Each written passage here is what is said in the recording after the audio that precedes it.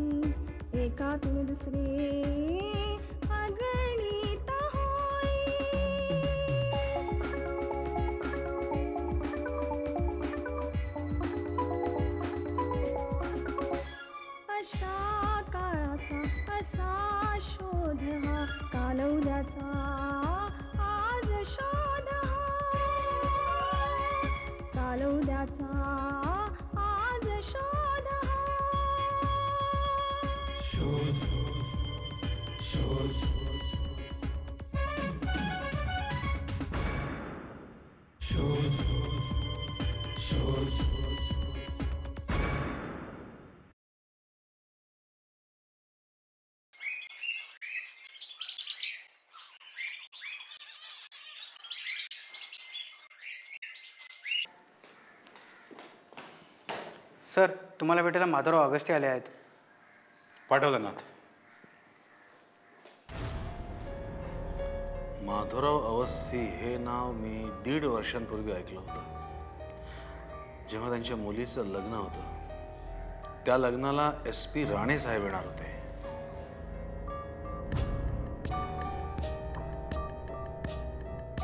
नमस्कार अंबर साहेब. नमस्कार, बसा. मी माधव अगस्ती. इथं सानपाड्याला माझा छोटासा वाडा आहे. माहिती आहे मला. साहेब, मला मला तुमच्या मदतीची गरज आहे. बोला. माझी मुलगी. काय झालं तुमच्या मुलीला? तिचं 1.5 वर्षापूर्वी लग्न झालं होतं ना, इफ आय मिस्टेक नॉट? हो, पण 1 वर्षापूर्वी ती विधवा झाली. I C. साहेब, मला मुलगा नाही. शीतल एकुलती एक मुलगी. 4 वर्षापूर्वी तिची आई वारली. तिचा नवरा गेल्यानंतर आम्ही दोघंच वाड्यात राहतो. अचानक वैधव्य आल्यामुळं तिला विरक्ती आली आणि तिचा सगळा वेळ देवधर्मात जातो. महाराज आमच्याकडे नेहमी येतात. त्यांचा आशीर्वाद घेतल्याशिवाय घरात कुठलंच कार्य होत नाही.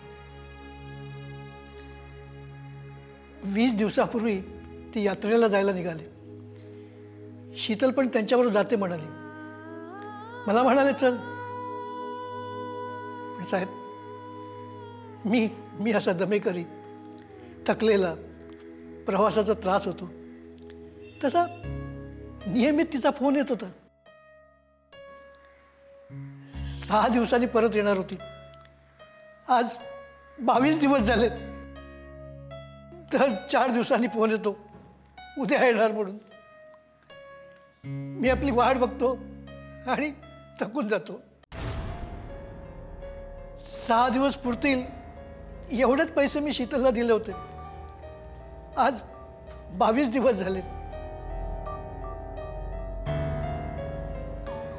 मला शंका आली म्हणून मी तिचं कपाट उघडून बघितलं तर साहेब त्याच्यात दागिने नाहीत.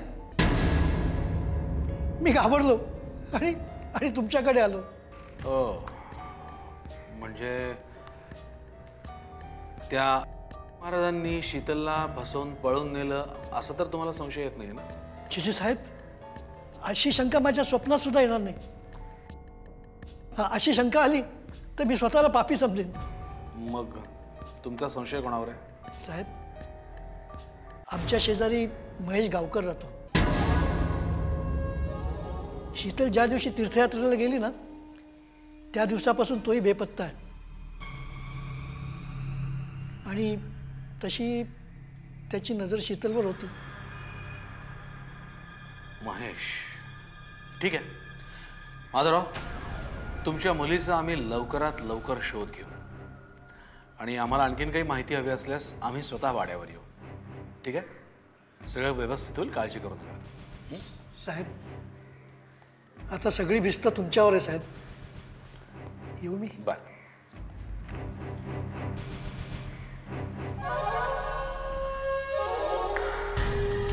Patil, yes sir. नीता आणि रोहितला पाठव. Yes sir.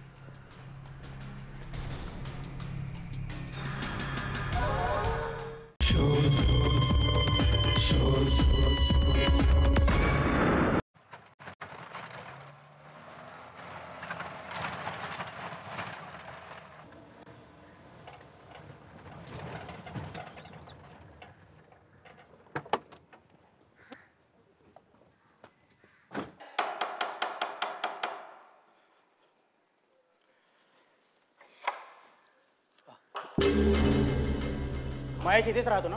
हो सर, इथेच. या ना, या ना.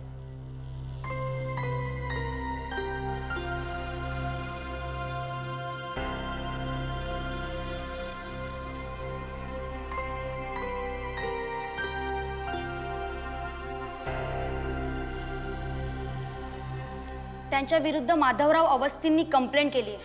हो, याची कल्पना आहे मला. हे होणारच होतं. म्हणजे तुम्हाला हे मान्य आहे की महेशने शीतलला फूस लावून पळवली? नाही साहेब, महेशने शीतलला फूस लावून नाही पळवली. ती तर टोपले महाराजांच्या बरोबर तीर्थयात्रेला गेली. आणि त्या दिवसापासूनच महेश गायब आहे. तो केवळ योगायोग. मला मान्य आहे, पण महेशने शीतलला पळवलं नाही मॅडम. हे बघा, खरं काय ते सांगा. आमच्यापासून काही एक लपून ठेवू नका. खरंच सांगतो साहेब, महेश शीतलच्या मागावर गेला. माधवरावांना सुद्धा त्याच्यावरच संशय आहे. इतकंच नव्हे तर त्यांना असं वाटतं की महेशने शीतलला पळवलं. हो, त्या एरियातली माणसं नाही ते प्रश्न विचारून मला भंडवतात. तो गेला, पण आमच्या तोंडाला काळा फासून गेला. हो, मी त्याला खूप समजवण्याचा प्रयत्न केला, पण त्यांनी नाही ऐकलं माझं.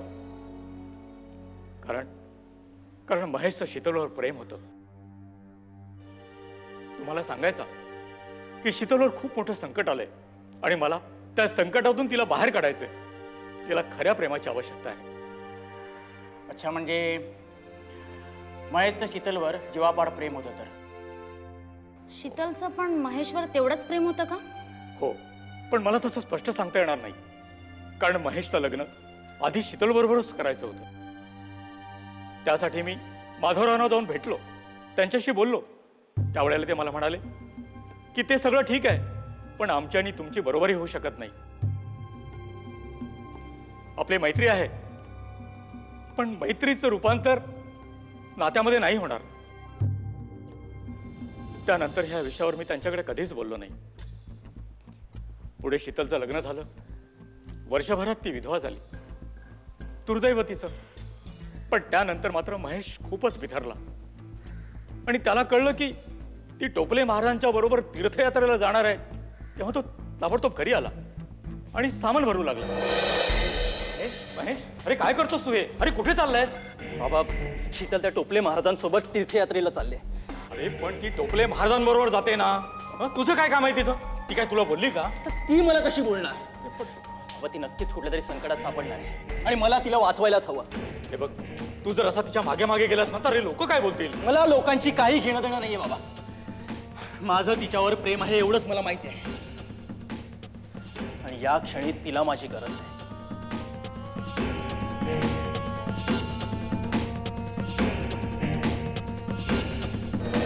त्यानंतर त्याचा मध्ये एकदा फोन आला होता.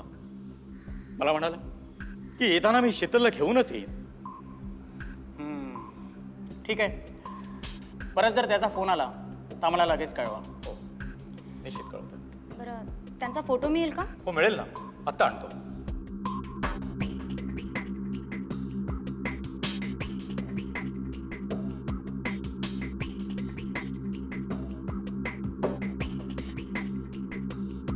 हा घ्या.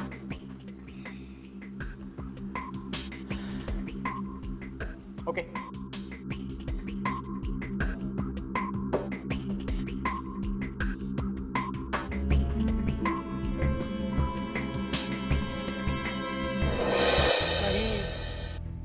लागला का शोध शीतलचा?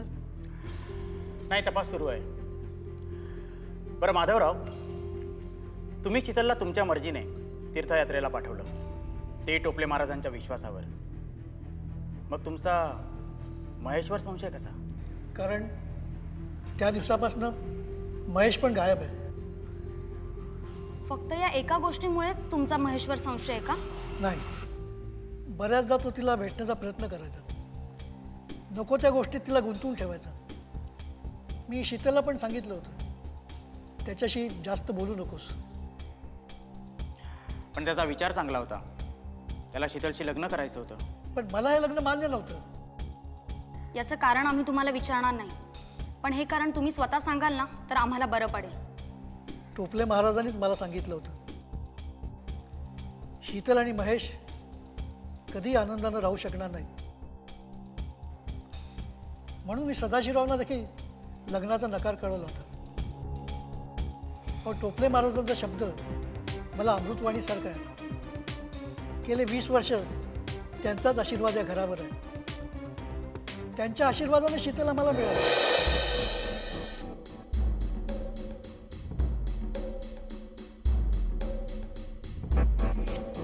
ईश्वर इच्छा ही अदृश्य चेतना, अमर आत्म्याचे अपत्य असलेली प्रेरणा, असाध्य कार्य साध्य करून दाखविते. हिमालयाचा उच्च शिखर तू चढू शकतेस, फक्त वाट बघ. ज्या दिवशी चेतना जागृत होते त्या दिवशी इच्छा पालनासाठी देव सुद्धा तयार होतो.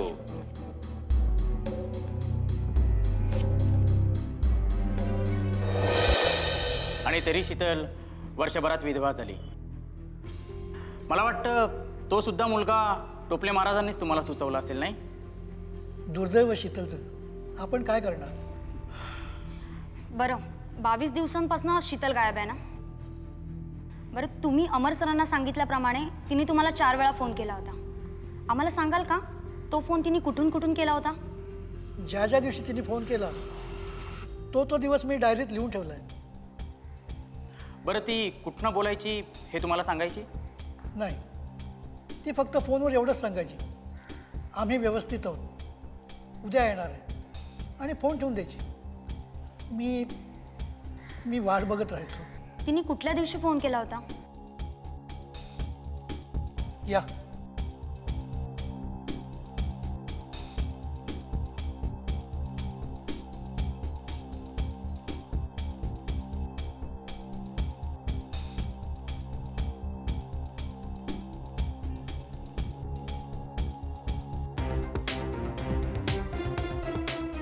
पहिला फोन आला 15 तारखेला.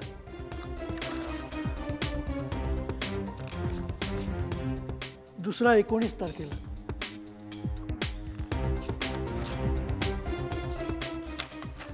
तिसरा 23 तारखेला. आणि चौथा फोन 27 तारखेला. 27. बरं माधवराव, या दरम्यान जर शीतलचा फोन आला तर आम्हाला लगेच कळवा. तिचा फोटो मिळेल का? हो. जरा आणा.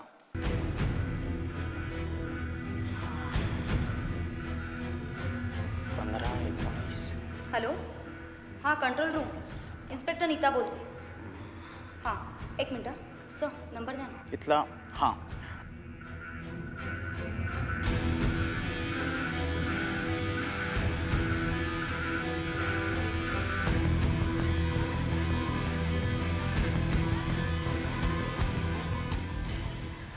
हा नंबर घ्या.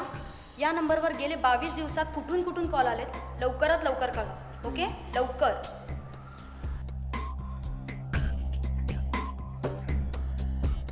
ठीक आहे माधवराव, सांभाळा स्वतःला. मूव.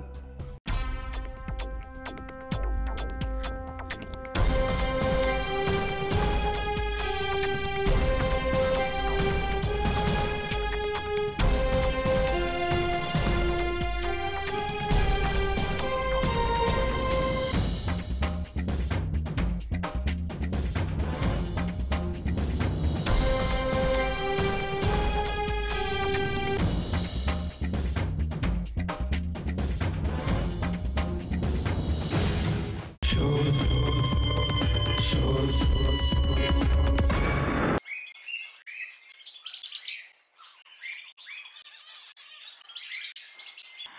आम्ही महेशच्या वडिलांची चौकशी केली, पण त्यांचा पण स्वर हा नाराजीचाच होता की मुलाने या वयात तोंडाला काळं फासलं, एरियात कोणाला तोंड दाखवू शकत नाही वगैरे वगैरे. पण त्यांनी एक गोष्ट ठामपणे सांगितली की महेशचं शीतलवर खरं प्रेम होतं आणि शीतल या सगळ्या गोष्टीपासून त्याला वाचवायचं होतं. हा हां हां ओके. पहिलं तिरुपती, अच्छा. दुसरा त्र्यंबकेश्वर, ओके. आणि तिसरा टिटवाळा आणि 2 दिवसापूर्वी शहाड, बरोबर ना? Okay okay, thank you sir. Sir, शक्यता कमी. येस सर, शीतलने त्यांच्या वडिलांना कुठून कुठून कॉल केले ते आपल्याला कळले. सर, पहिलं तिरुपती,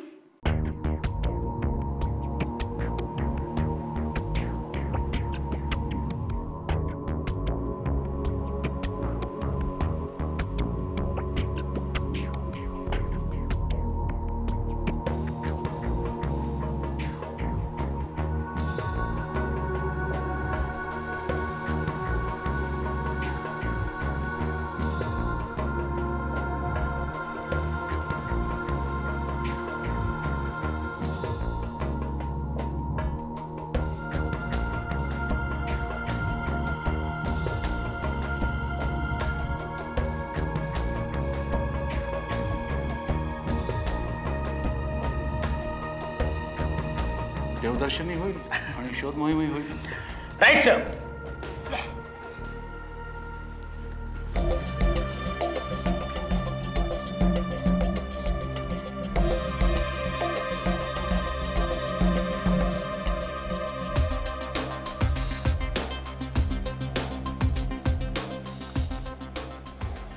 वा, छान दर्शन झालं ना आज देवाचं संध्याकाळी. आता टोपले महाराजांचं दर्शन कधी होते ते बघायचं. जय टोपले महाराज. काय म्हणाल आता? टोपले महाराज की जय. सॉरी, मला माहित नाही. Okay okay, Ram Ram. आता एवढे मोठे महाराज म्हटल्यानंतर त्यांचं दर्शन लवकर होणारच. पण सर, काही महाराज आशीर्वाद द्यायला वेळ लावतात. काय नीता, आपण भक्ती कशी करतो यावर बऱ्याच गोष्टी डिपेंड आहे. सर, पण आपण कायद्याचे प्रामाणिक भक्त आहोत ना, त्यामुळे आपण आपल्या भक्तीत काहीच कमी पडू देत नाहीये ना. तसे आपल्याला आपलं एक वचन सतत लक्षात ठेवून काम करायचं असतं. सदरक्षणाय खलनिग्रहणाय. सज्जनांचं रक्षण आणि दृष्टाचा संवार हे आपलं परम कर्तव्य आहे. चला महाराजांचा शोध घेऊया. मला वाटतं ते बाजूला आहेत ना तिकडे, तिकडे आधी आपण विचारूया. ओके.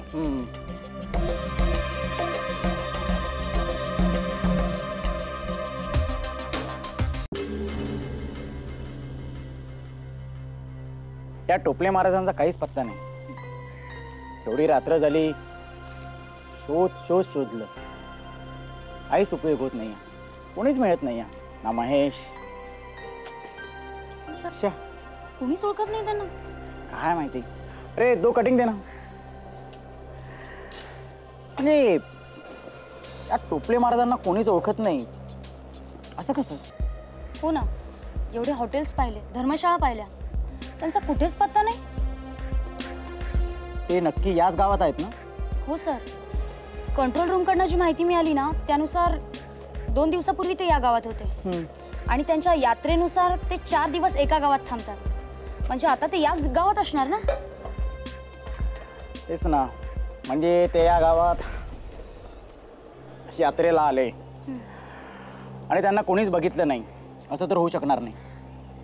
तुला सांगतो, या महाराजांचं कॅरेक्टर ना माझ्या लक्षात येत नाही. म्हणजे बघ, त्यांनी त्या माधवरावांना सांगितलं की शीतल आणि महेशचं लग्न झालं तर ते आनंदी राहू शकणार नाही. त्यांनी लगेच शीतलचं लग्न दुसऱ्या मुलाशी लावून दिलं आणि वर्षभरात ती विधवा झाली. त्याबद्दल त्यांना विचारलं तर म्हणतात की ते तिचं कर्म. हो ना, मला तर असं वाटतं या माधवरावांना ना टोपले महाराजांविषयी काही एक वाईट बोललेलं आवडत नाही. सर, आपण ना माधवरावांविषयी आणखीन चौकशी करायला पाहिजे. मी अमर सरांना बोललो, पण ते म्हणाले की त्यांची चौकशी आपण कधी करू शकतो, पण आधी जे 3 जण बाहेर आहेत ना त्यांचा शोध घ्यायला पाहिजे. तेही बरोबर आहे. पण सर, आता आपण काय करायचं? आपण अमर सरांना फोन करायला पाहिजे. ओके. त्यांना सांगायला पाहिजे की आम्हाला नीट दिशा मिळत नाही. ओ पण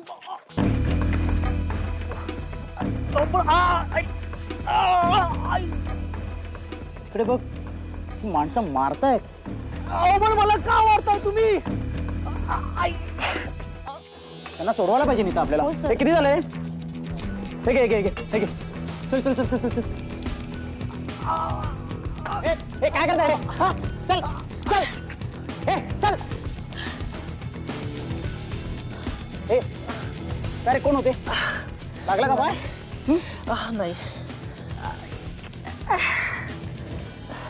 ओकेच ना? हो, यात्रेकरू दिसतो.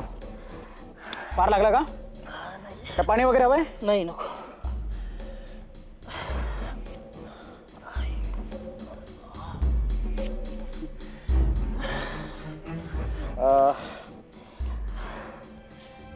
काय कोण माणसं कोणती?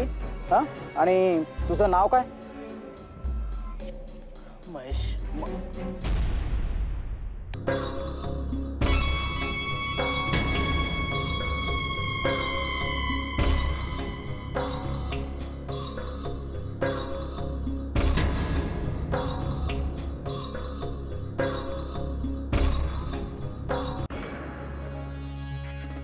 जय टोपले महाराज. अहो, टोपले महाराजांचे भक्त आपल्यासाठी सुद्धा तुम्ही भक्त झाला. बोला.